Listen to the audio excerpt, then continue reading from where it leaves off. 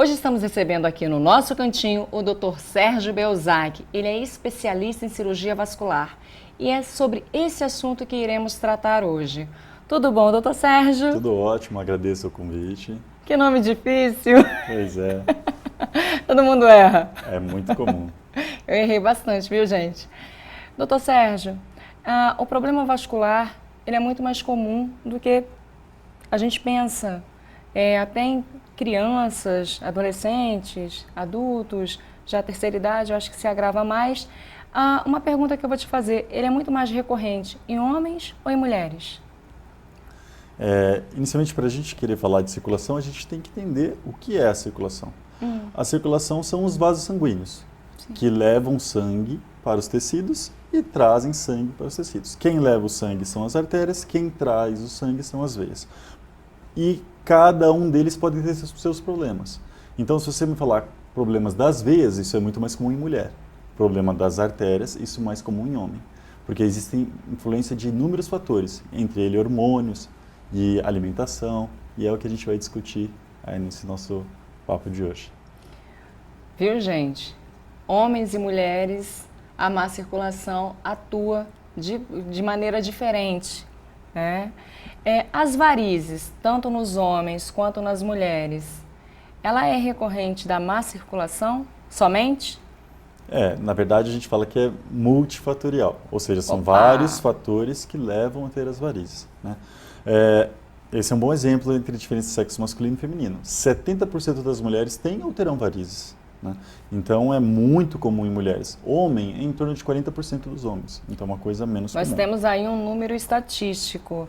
Essas 30%, esse 30% das mulheres que fica fora desse mal chamado varizes e 60% dos homens que ficam fora dessa escala também.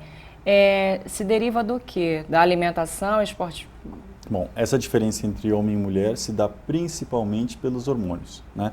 O estrógeno, a progesterona fragilizam muito a parede das veias e fazem elas dilatar com uma certa facilidade. Mas não é só isso, então é multifatorial. Outro fator que acarreta varizes também é a gravidez. O útero acaba comprimindo as veias e isso prejudica o retorno venoso, acarretando em mais varizes. Mas ficar muito tempo em pé, sedentarismo, aquelas pessoas que trabalham sentadas horas seguidas, o sangue tem muita dificuldade de voltar. As veias então, que levam o sangue de volta para o coração vão ter dificuldade e começa a dilatar e fica aquelas veias grandes, dilatadas, feias, que é motivo muito comum das mulheres virem ao meu consultório. A área do tornozelo, muitas vezes, é visível, ela fica inchada, perde até o formato do tornozelo. Isso é uma ausência, é uma má circulação somente ou tem outras causas? Né? Tem outras causas, mas má circulação, que é o problema venoso das veias, né? Das varizes, por isso que é importante a gente diferenciar artéria e veia. Então, o problema de retorno não tira líquido direito das pernas. E esse líquido se acumula e incha o tornozelo. E isso vai ficando pior durante o dia. Mas claro que um paciente que tem problema no rim, que não consegue também eliminar líquido, um paciente que tem problema no coração, que não consegue bombear adequadamente o líquido, também predispõe a ter esse inchaço. Então, é multifatorial também o inchaço do tornozelo, mas a maioria das vezes o grande vilão é a circulação, a grande vilã. Em que ponto do surgimento das varizes, da má circulação, se faz necessário uma interferência cirúrgica ou uma aplicação? Isso é uma pergunta muito boa. Não é o fato de ter varizes que a gente precisa intervir, né? Como regra geral, a gente intervém nas varizes em duas situações. Primeira, é muito feio. Tem paciente que vem e me fala, eu pergunto, dói? Ela dói quando eu ponho saia. Por quê? Porque está muito visível, ela fica incomodada. Então, dói na autoestima. Dói na autoestima, na vaidade. Então, isso é uma indicação de procedimento cirúrgico. Estético. Você quer melhorar a beleza da perna da paciente, isso é muito comum. Mas tem muitos pacientes que são muito sintomáticos. O que seria isso? Que as varizes acarretam sintomas. Dor, inchaço, manchas na pele. E até nos casos mais graves pode até abrir uma ferida, que é a chamada úlcera varicosa. Ou seja, as varizes estão predispondo a abrir uma ferida. Nossa, a má circulação, o mau funcionamento do organismo, ele nos proporciona dores, inchaços, mão, pé. E muitas vezes, a olho nu, não se é notado nenhum vaso dilatado, nenhuma varize. Há a possibilidade das varizes internas terem sofrido uma ruptura, algo semelhante, quando você não vê? Com certeza. A gente só consegue ver a parte superficial. A parte profunda, a gente tem que fazer alguns exames para ver. Então, é comum o paciente ter dor, sintomas típicos de varizes, olhar na perna e não ver as varizes. Por quê? Porque o sistema venoso profundo, ou seja, as veias lá do fundo que estão doentes. Por isso que ele tem esse inchaço, essa dor. E o exame bom para fazer isso é o ultrassom com Doppler. Porque esse exame ele estuda toda a circulação, a parte profunda. E a gente consegue ter mais uma precisão, informações mais ricas, para realmente entender o porquê do inchaço, da dor e afins. Entendi. Doutor, a água, sabemos que ela é muito importante para o nosso organismo. Porém, muitas vezes a água contém muito sódio. Tem algumas garrafinhas que tem lá uma numeração, outras são menores, outras são mais baixas. E sabemos que isso influencia na função do nosso organismo. A que ponto esse sódio da água influencia? Tem que ter, claro, tem que ter um equilíbrio, né? Um organismo que funciona direito, ele consegue eliminar o sódio, mas não é todo mundo que tem esse equilíbrio, esse rim que funciona bem. E o sódio, ele aumenta a retenção hídrica da pessoa, a pessoa acumula mais líquido, então isso predispõe a um certo inchaço. Né? Nas pernas? Nas pernas, no corpo como um todo. Né? E acumulando muito líquido, isso também faz elevar a pressão arterial. Então, por isso que o cardiologista sempre fala para reduzir a ingestão de sal, porque muito líquido aumenta muito o volume dentro dos vasos sanguíneos e isso faz aumentar a pressão. E aí, pressão alta é uma outra discussão, inúmeros problemas para a circulação e outras coisas. Né? Compreendi. Espero que você aí em casa esteja entendendo e compreendendo as mensagens do Dr. Sérgio. São coisas muito importantes para a sua saúde, saúde de algum familiar, principalmente na terceira idade, né? São pessoas muito mais sensíveis à ruptura de vasos, não é, doutor? É o que eu falo para os meus pacientes, que não estão entendendo por que está pior a situação da circulação delas. É igual a pele e o cabelo envelhecem, os vasos também envelhecem. Né? As veias envelhecem, as artérias envelhecem. A maioria das coisas que falamos até agora são de veias, mas as artérias que podem se entupir, podem romper, são problemas também muito sérios, que inclusive são causas de óbito até. Nossa. Porque romper uma artéria, por exemplo, um aneurisma, uma pessoa morre. E isso pode ser causado por aterosclerose, que é a doença do século. Qual é a principal causa de mortalidade no Brasil e no mundo hoje? São problemas decorrentes da aterosclerose, entupimento de artérias, entupimento da artéria coronária, entupimento da artéria que vai para a cabeça. Então, se entope uma artéria que vai para o rim para de funcionar. Se entope uma artéria que vai para a cabeça, a pessoa pode ter um derrame. Se entope uma artéria que vai para o coração, a pessoa pode infartar. E isso tudo é problema de circulação. Então, hábitos saudáveis, não ter ingesta rica de gorduras, não fumar. O cigarro é o principal fator de risco que depende da pessoa para a aterosclerose, ou seja, alguma coisa que depende dela.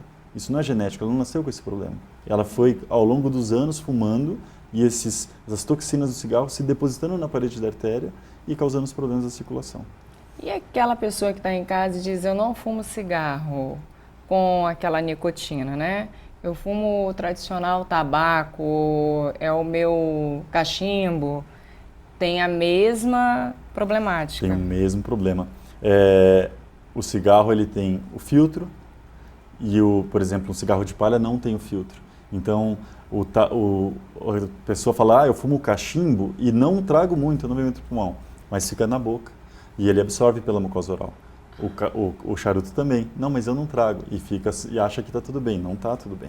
A concentração de toxinas, às vezes, do cachimbo do charuto e principalmente do cigarro de palha é muitas vezes maior do que no cigarro comum. Então, realmente, é nenhum tipo de cigarro, nenhum tipo de fumo. Todos eles são prejudiciais. Nada de cigarro, nada de nada. Bebida alcoólica, então, melhor nem pegar, né? Assim, na verdade, o problema da bebida alcoólica, ao meu ver, é a ponderação, é a moderação. Isso é bem estudado. Um cálice de vinho ao dia? O vinhozinho pode. O problema é ficar no cálicezinho de um O bom problema é vinho. que é do cálice vai para a taça. Exatamente, e assim vai. Então, se com moderação a bebida alcoólica, você pode até utilizá-la, mas tem que ter moderação. Vamos lá, nos fatores. Uma boa alimentação. Gente, boa alimentação não é quantidade, não é, doutor? Não é quantidade, é qualidade. Muitas vezes a gente pensa que uma mesa rica de carboidrato é qualidade, não é? Não é. Exercícios físicos.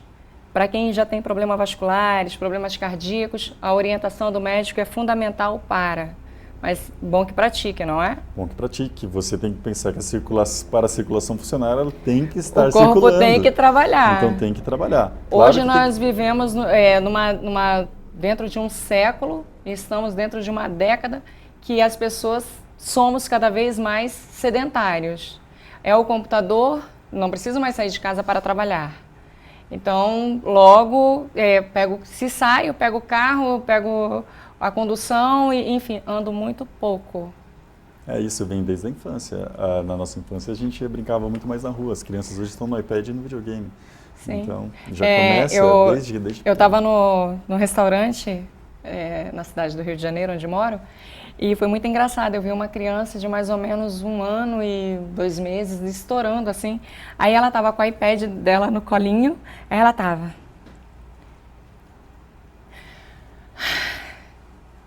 Ela estava cansada do que ela estava vendo. Aí eu parei, fiquei olhando aquilo, eu falei, gente, cadê um brinquedo para ela manusear, para ela montar? Já vai exercitando não só a função motora, mas o interesse da criança em praticar algo. Com certeza, com certeza. Então, doutor, assim, aquela dica que ao mesmo tempo é um puxão de orelha, é um alerta, assim, olha, acorda. Se a aterosclerose, que entope as artérias, é um problema muito sério, a gente tem que evitar alimentos que predispõem à aterosclerose. Quais são eles?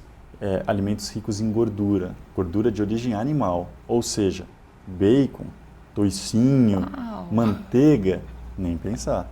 A gente tem que tentar migrar para margarina, as saladas, as frutas, porque você está fugindo dessas... Claro que é fácil falar no dia a dia, isso é difícil, mas não pode virar uma rotina. Claro que uma vez, um final de semana, isso é aceitável. O problema é que as pessoas que diariamente fazem o arroz com banha. O que não pode é o final de semana virar de segunda a segunda. Exatamente. Não é isso? Exatamente. Porque tem gente que fala, não, só vou comer final de semana. Aí é de segunda a segunda. Aí não dá, né? Bom, doutor Sérgio, vou pedir para que o senhor mande um recadinho para quem está em casa, nos assistindo no ônibus, no metrô, enfim, que está ligadinho no nosso canal. Vou pedir para que o senhor mande. Bom, pessoal, vamos então cuidar da circulação. Se tem mais de 60 anos, deve-se passar numa consulta com o cirurgião vascular para ver se está tudo bem com a circulação. Existem inúmeras doenças vasculares, como por exemplo aneurismas, obstruções de algumas artérias, que são assintomáticas, a pessoa não sente nada. Então se justifica realmente quem tem mais de 60 anos passar pelo menos uma vez em consulta com o cirurgião vascular. Isso é se cuidar. E para cuidar e prevenir doenças da circulação, o ideal é praticar atividades físicas, não fumar e ter uma alimentação mais saudável. Gachu, doutor. Gachu para você que está em casa. E até a próxima.